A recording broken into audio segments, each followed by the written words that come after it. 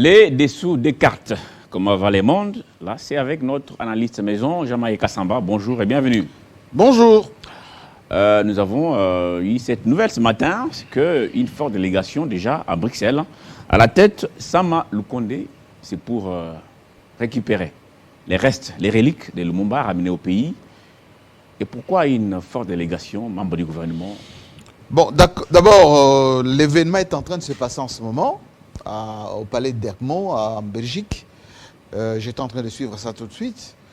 La délégation de la RDC est partie pour récupérer la dent de Lumumba. Quand on dit le reste, c'est juste la dent de notre héros national, qui était aux mains de Belges, parce que vous rappelez-vous, lorsque les Belges avaient, et les Américains, orchestré l'assassinat de Lumumba, ce sont les policiers belges qui ont dépiécé les corps et incinéré, ou si vous voulez, dissous ces corps dans l'acide. Toute l'histoire existe de cette macabre et ce qu'on voit là, c'est la dent, non, ce que vous êtes en train de voir, c'est la dent qui a été mise dans un espèce de bocal qui est maintenant mis dans ces cercueils sous forme effectivement des dépouilles, parce qu'il faut donner la forme effectivement du corps de Patrice Rémy Lumumba. Dans cette cour de ce palais d'Egmont où s'est déroula en 1960 la fameuse table ronde, qui n'était pas ronde du tout, c'était rectangle. Et c'est pathétique parce que vous voyez ces drapeaux qui sera donc mis dans quelques secondes donc, sur ces cercueils, autour de ces cercueils. Dans cette cour de ce palais, c'est tout un symbole. Et là, on voit les petits-enfants de Lumumba. Ce sont les enfants, les petits-enfants, surtout de Lumumba, des Congolais. Voilà la délégation à la fois belge et congolaise, c'est-à-dire Sama Lukonde et Alexandre Groux, qui est le Premier ministre belge en ce moment, dans cette cour de ce palais, pour rendre ces hommages. D'abord, les deux hymnes nationaux ont été entonnés pour rendre hommage à Lumumba. Ensuite, l'hymne national belge, la Brabançonne, comme on le dit bien. Et donc, juste après, ce corps sera transporté à l'ambassade de la République démocratique du Congo, où Lumumba va se reposer cette nuit pour prendre l'avion demain pour Kinshasa. Il se pose un problème de vérification, de certification, pour savoir est-ce que c'est réellement la dent de Lumumba. C'est toute la question, mais le problème n'est pas même dans la certification, parce que si ces Belges brandissaient, ce policier qui est mort d'ailleurs en l'an 2000, la dent, disant que c'était la dent de Lumumba, le plus important était de reconnaître que ce sont les policiers belges qui ont non seulement dépiécé ces corps d'Mpolo, de Lumumba et de Okito à Lubumbashi, aux encablures de l'aéroport de la Loano, sur la route de Likasi, et que ce sont les Belges qui ont effectivement, avec les Américains, orchestré la mort de Lumumba. Faire cette cérémonie dans cette cour, quand on sait que les télégrammes sont partis de la Belgique, de tous ces palais, pour venir à Kinshasa, dire aux gens qui étaient aux Congolais de Kinshasa qu'il faut éliminer, parce que l'ancien ambassadeur des États-Unis, ici dans ce fameux film qui a été fait sur Lumumba, raconte qu'il y avait un télégramme venant du président américain, signifiant au service belge, et surtout américain ici, qu'il faut une élimination physique de Lumumba qui constituait une menace pour eux, parce qu'ils seraient communistes. C'est un assassinat, Jean-Marie Kassamba. C'est plus qu'un assassinat, c'est une élimination. Est-ce que les enfants de Lumumba ne sont pas en droit de réclamer justice? Parce que maintenant, les Belges ont reconnu, le roi des Belges était chez nous il n'y a pas longtemps, il a dit, il reconnaît des erreurs, d'abord colonisation, et puis même après. Mais toute la problématique est à ce niveau-là. Quand les Belges disent que, enfin, le roi dit qu'il présente ses regrets La différence, c'est que ce ne sont pas les requêtes qu'il faut présenter, c'est le pardon qu'il faut solliciter auprès du peuple Pardon et congolais. réparation. Pardon, quand quelqu'un vous demande pardon, automatiquement, il y a réparation. Automatiquement, il y a rétablissement de la vérité. Il faut qu'on puisse savoir, comme a dit la fille Lumumba dans son discours, qui a tué Lumumba, pourquoi on l'a tué, où est-ce qu'on l'a tué, où est-ce que ses restes, ses cendres, si vous voulez, cet acide, c'est où? On peut aller creuser là-bas pour trouver quand même les restes de ces tonneaux. Oui, parce qu'il n'avait pas qu'une seule dent. Peut-être qu'il y a les restes là-bas. Bien évidemment. Et ensuite, tous les contentieux qui est derrière. Et là, je rappelle tous les historiens. Il y a un contentieux plus qu'important. Les contentieux économiques. Vous avez diffusé ce matin Kokonyangi qui parlait de ce qu'on appelle les échantillons minéralogiques, c'est-à-dire de notre géologie. Les Belges ont toutes les cartes des richesses de ce pays. Il faut qu'on puisse nous restituer cela. Ils ont fait déjà des études dans les pays. Il y a même des cathédrales construites sous d'immenses richesses. Ça, c'est autre chose. D'abord, on parle de ce que les Belges détiennent. Ils ont les cartes géologiques de notre pays. On peut actualiser ces études, mais ils les ont. Chez moi, au Kasaï, par exemple, toute la zone Kasaï oriental jusqu'à Chikapa, ils ont ces études. Pour savoir, le diamant se trouve à tel endroit, Kimberley tel endroit, et sur l'ensemble des territoires, ils ont ça. C'est pour ça que tout le monde, quand il veut venir au Congo, il passe par la Belgique pour savoir où est-ce qu'on peut aller. De deux, les avoirs financiers de la RDC, c'est en Belgique. Vous savez, les fameux contentieux belgo-congolais dont parlait Mobutu, des milliards de dollars, c'est en Belgique. Les palais que vous voyez, la plupart des... Quand vous allez à Anvers, vous allez à Bruxelles, tout ce que vous voyez ici, c'est le patrimoine congolais. Ça a été construit avec les richesses du Congo. La Belgique, c'est un pays pauvre. Léopold II, qui faisait partie de la famille régnante, vous savez, entre la Grande-Bretagne, un peu toutes ces grandes familles qui règnent jusqu'à aujourd'hui en Europe, eh bien, ce sont de partager l'Afrique, notamment notre pays, pour puiser du caoutchouc jusqu'au minerai, pour construire toutes ces richesses. Vous avez vu le fastueux palais de l'intérieur? Eh bien, il y en a plein de palais comme ça en Belgique. Il n'y a pas de palais, il y a d'autres choses, etc. Et donc, nous ne devons pas mettre de côté l'histoire, comme a dit notre président, je pense, le roi de Belgique l'a dit aussi, oublions le passé, tournons-nous vers l'avenir, parce que notre richesse est dans le passé. Et même l'avenir, on n'est pas très sûr que les Belges vont être de notre côté, parce qu'ils ne disent rien de concret, hein, à part quelques condamnations je vous ai dit verbales et tout. Et qu'est-ce qui rassure que, même si nous tournons la page, l'avenir va nous réserver des merveilles? Il n'y a pas de garantie d'assurance. Monsieur Chibunkoufa, il n'y a pas tourné la page. Il y a tout simplement à restituer la vérité. Les Allemands ont payé la note des œuvres d'art qu'ils ont volées à travers l'Europe. Jusqu'à aujourd'hui, ils continuent à payer. Les Haïtiens qui ne réclamaient que leur indépendance, ils continuent à payer à la France cette dette coloniale. Vous savez que le palais, là où il y a l'Assemblée nationale en Côte d'Ivoire, payé jusqu'à une date récente, à la France, parce que semble-t-il, ce palais était construit, c'était une propriété de la France. Autrement dit, nous ne pouvons pas dire nous aimons la Belgique, nous voulons tourner la page, la nouvelle génération, etc.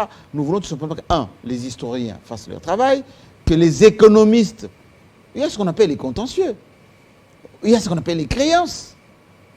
Moi, j'aurais voulu que dans cette délégation de notre président, ou plutôt de notre Premier ministre, qu'il y ait des historiens, des financiers, qui ait aussi de la presse, une presse indépendante, avec une vue transversale, pour mieux présenter. Parce que vous avez vu que cette cérémonie a été filmée à 100% par les Belges, et on n'a pris que le signal qui est diffusé sur la TNC.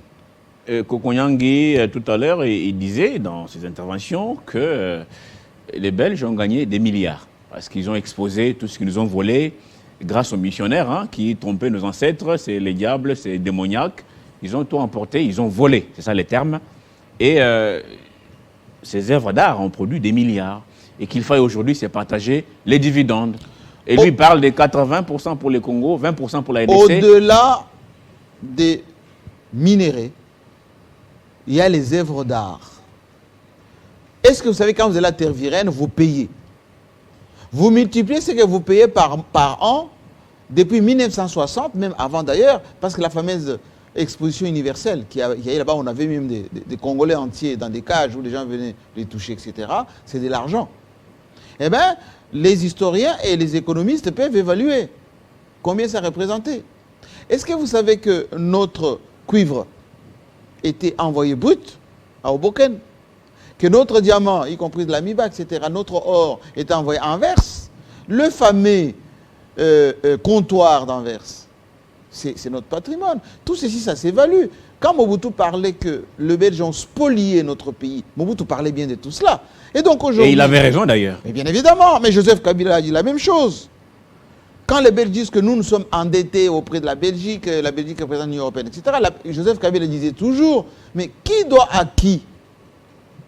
Le roi marocain, qui était intervenu en 1988-89 parce que le contentieux était très haut, avait demandé aux Belges, mais dites-nous un peu, entre Mobutu et la Belgique, qui a la dette de qui? Aujourd'hui, c'est la même chose. Quand vous voyez la Belgique intervenir pour nous... Et ils le brandissent un peu, la civilisation, on est venu apprendre à l'homme comment couper la viande avec un couteau, comment tenir la fourchette, comment nouer la cravate, comment peut-être même porter les lunettes et tout. Est-ce que c'est avec raison de penser que nous pouvons tout oublier? Monsieur Tchibinkoufoua, nous avons ici des royaumes, royaume Luba, royaume Kuba, on a eu ici des empires. Vous pensez que dans ces royaumes, dans ces empires, les gens étaient de primates, des arriérés, ils ne savaient pas porter de l'or, ils ne savaient pas manger, ils ne savaient pas nos tenues somptueuses que vous connaissez, que tout le monde arbore aujourd'hui. Vous pensez que c'était médiocre? Et pourquoi, si c'était aussi médiocre, ils ont pillé ça pour aller exposer là-bas? Mais c'est ça qu'on apprend aux enfants. Ces masques, ces tissus Kuba, Luba, tout ça, Lunda, vous pensez que tout ceci était médiocre? Non. La civilisation, ce n'était pas cela. Vous voyez l'envers de la médaille dans cette cour où vous voyez le nègre Patrice Lumumba affiché devant ce palais où ils ont été humiliés, eux, avec tous ces gens qui étaient partis dans ce même palais à la conférence souveraine, à la table ronde, pardon. On les a bluffés. Restez ici, on va vous donner votre indépendance les 30 juin. La conférence économique, c'est ça qui était plus important, qui était reporté quelques jours plus tard, n'a jamais eu lieu. Ils sont venus à Kinshasa et les Belges les ont poursuivis à Kinshasa pour les diviser. Aussitôt la cérémonie finie, le 4 juillet exactement, 1960, les troubles commencent parce qu'ils ne voulaient pas que le Congo soit stable. Et de 1960 à aujourd'hui, en 61, les 17, les 16 et 17, il y a eu les assassinats de Lumumba et le martyr qui a eu tout juste après. Le Congo n'a jamais été stable. Jusqu'à aujourd'hui. Mais bien évidemment. Pourquoi, dans le discours du Premier ministre belge, dans le discours de notre Premier ministre à nous, on n'a pas nommé, enfin notre Premier ministre a nommé les Rwandais, l'agression rwandaise? Pourquoi la Belgique n'a pas dit, nous demandons au Rwanda de retirer ses troupes de la RDC, d'arrêter d'agresser la RDC. Parler de l'intégrité territoriale, parler de respect de la souveraineté des pays, etc. Ça, ce sont les termes génériques. Parce qu'aujourd'hui, quand on indexe la Russie, on dit que la Russie a envahi l'Ukraine et que la Russie doit retirer ses troupes. Pourquoi les Belges ne le disent pas? Pourquoi l'Union européenne ne le dit pas? Pourquoi les États-Unis ne le disent pas? Oui, mais on sait, en tout cas depuis toujours, Jean-Marie, que les Belges et les Français sont sous la dictate des Américains, d'ailleurs, et ils opèrent. Mais c'est l'Amérique qui commande, qui mais dit, les multinationales... Faites cela, faites ceci, et ils exécutent. On a même senti que même le roi ne l'a pas dit dans des termes clairs, on ne sait pas citer, on sent tout ça. On va placer un mot sur Lumumba. Lumumba qui, aujourd'hui, les restes et les reliques vont être renvoyés au pays d'ici le 24. quel héritage vous avez beaucoup lu des livres et tout, quel héritage vous savez de Lumumba qui était un grand esprit, il était en avance par rapport à ceux de sa génération. Est-ce que vous savez que Lumumba fait partie des premiers Congolais à parler de la balkanisation? Il disait qu'il y a balkanisation. Parce que Lumumba comprenait que les richesses de la RDC vont et toujours constituer la risée, pour ne pas dire l'envie, la convoitise. Et pour que ce pays, le nôtre, soit consolidé, il faut une force armée. Une force armée nationale. C'est Lumumba qui a découragé la balkanisation du pays. La sécession katangaise a été attaquée par Lumumba. C'est Lumumba, les troupes de l'armée nationale qui sont parties au Katanga en découdre avec Tchombe. C'est l'armée nationale qui est partie au Kasaï en découdre avec l'armée des Kalonji. Et déjà à l'époque, le pays était pratiquement déchiré. Mais bien évidemment, avec les Belges derrière. La sécession katangaise, ce sont les Belges. Toujours avec des promesses. Mais bien évidemment, on a expliqué à Tchombe que vous pouvez avoir votre État ici, nous allons... Mais la Belgique a reconnu en premier l'État du Katanga, de Tchombe. C'est la Belgique. Première puissance à reconnaître parce qu'il y avait des conseils belges au Katanga, il y avait l'argent, il y avait tout. Kalonji, la même chose. Peut-être Kalonji était encore un peu en marge, Kalonji était derrière Tchombe, mais c'est Lumumba avec Mobutu, etc., qui sont partis en terminant avec tout cela. L'héritage de Lumumba, c'est quoi? Et c'est d'actualité aujourd'hui. Le Congo doit être uni. Le Congo doit être un. Il n'y a aucune tribu au Congo qui peut être plus supérieure à l'autre. Nous sommes une mosaïque. Lui, il parlait de nation, il n'était pas dans des nationalistes comme Mouzé Laurent Désiré Kabila, comme Joseph Kabila, comme Etienne Tshisekedi, nationalistes. Pourquoi? Parce que nous sommes en quelque sorte une juxtaposition des ethnies et des tribus. Mais est-ce que c'est qu'ils font... Aujourd'hui, oui, allez-y. Ceux qui développent les discours anti-Tutsi, anti-Banyamulenge, ils sont dans la fausseté. Notre ennemi, nous, Congo, ce n'est pas les Rwandais.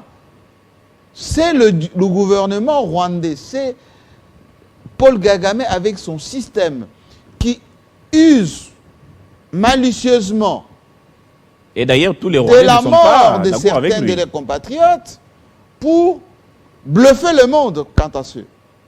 Au Rwanda, Paul Kagame n'est pas unanime. Il y a les Tutsis qui viennent de l'Ouganda, par exemple, qui ne sont pas d'accord avec Kagame. Il y a les Tutsis, certains qui viennent de la RDC, qui ne sont pas d'accord avec vous. Il y a la majorité Hutu qui ne sont pas d'accord avec lui. Mais comme il y a une espèce de dictature, on semble ne pas montrer tout cela. Nous avons chez nous ici nos Tutsis, nos Banyamulenge, comme nous avons les Teke, nous avons les Bakongo, comme nous avons les Rundes, qui sont à cheval sur les pays de la sous-région. Alors, les politiques, les leaders congolais qui alimentent ces discours de haine sont complètement en déphasage avec l'esprit Lumumba. Non seulement ils sont en déphasage, ils font la politique de ceux qui veulent balkaniser le pays. Inconsciemment. Non, même pas inconsciemment, parfois ils sont manipulés pour ça. Est-ce que vous savez qu'au Rwanda, il y a toute une émission où le présentateur vous liste les noms des soi-disant Tutsis qui sont dans notre armée, pour manipuler le petit esprit au Congo, pour dire, on vous dit qu'il y a des Rwandais, des Tutsis dans notre armée, et donc il faut les sortir de là, etc. On cite même des gens qui sont même déjà morts. Et il y a des petits esprits qui pensent qu'en écoutant ça, eh bien, on va lutter contre les rwandophones, on doit lutter contre les Tutsis. C'est de la foutaise. Le Congo est fort lorsque tous les Congolais luttent. Il y a des Tutsis en ce moment qui sont au front. Parce qu'ils se sentent Congolais. Ils sont Congolais. D'ailleurs, les Tutsis qui viennent de chez nous, on les appelle là-bas des Aïrois au Rwanda. Et donc, notre problème à nous aujourd'hui, c'est d'expliquer à la population que la RDC a besoin de toutes ses forces. Il faut arrêter avec la stigmatisation, M. Tchibo Nkoufoua. Les faux procès. Il faut poursuivre Kingandi, il faut envoyer Joseph Kabila à la CPI, il faut Matata Pogno. Ils disent que c'est au nom de l'état des droits. Non, ce n'est pas ça l'état des droits. L'état des droits, c'est l'application des textes de la République au profit de la République. Il y a même dans beaucoup de pays, lorsque vous sentez que l'intérêt national prime sur un détail, eh bien, vous oubliez les détails, vous priorisez l'intérêt national. Aujourd'hui, en Europe, vous pensez que tous les pays européens n'ont pas de problème? Comment expliquer que ils rassemblent les armes, ils prennent de l'argent, ils vont tous en Ukraine, parce que c'est leur civilisation qui est en danger là-bas, semble-t-il, parce qu'ils sentent que la Russie et la Chine... Il y a d'ailleurs beaucoup de criminels protégés en Occident par le gouvernement. Mais donc, bien évidemment. Ce sont des secrets cachés, On on ne veut pas en parler. Ils ne parlent jamais de ces mercenaires qu'ils envoient là-bas. Ils ne parlent jamais de ces armes. Ils ne savent même pas ce que ces armes vont devenir. Et même les médias sont contrôlés, suivis de plus près. Rien. Tous les médias. Tous les médias. Il n'y a aujourd'hui aucune analyse objective dans les médias occidentaux. Aucune analyse. C'est on charge Poutine, on charge la Russie. Mais chez nous,